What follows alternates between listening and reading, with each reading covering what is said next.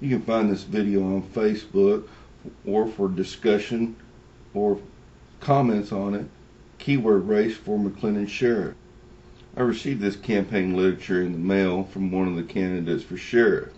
Just wanted to share a few thoughts I had after reviewing the content.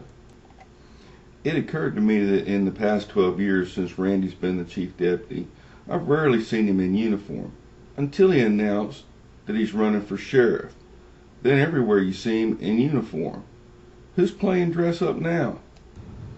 Ready to work from day one. Let's see how that worked out. We've got multiple budget overruns, jails not in compliance, and multiple accidental releases from the county jail. The misinformation continues with an allegation that he's not even qualified for the position. If he's not qualified for the position, he would not even be on the ballot. Randy knows this. Comparisons have been drawn to the last election and the DA's race.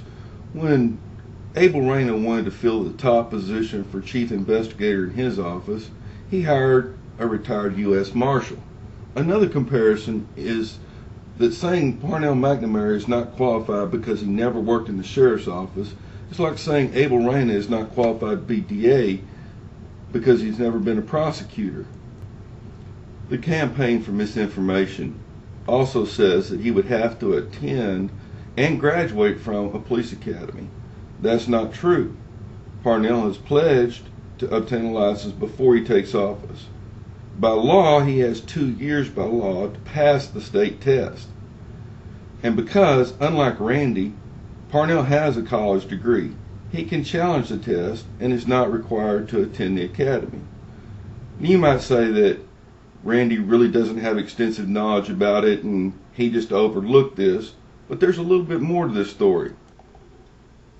So I was inclined to give Randy the benefit of the doubt and think, this licensing stuff is pretty complicated and maybe he just didn't understand. Then we ran across this 2000 letter where it was pointed out that the number 3 man appointed by Larry Lynch never attended the police academy. In fact, he secured his license through meeting educational requirements and never attended an academy. But nonetheless, when he was hired to be the number 3 man in the department, he was not a licensed peace officer in Texas. I hope I at least provided you a little bit of food for thought, but if you've got questions, comments, or would like to discuss any of the content of this video, join us over on Facebook, keyword race for McLennan Sheriff.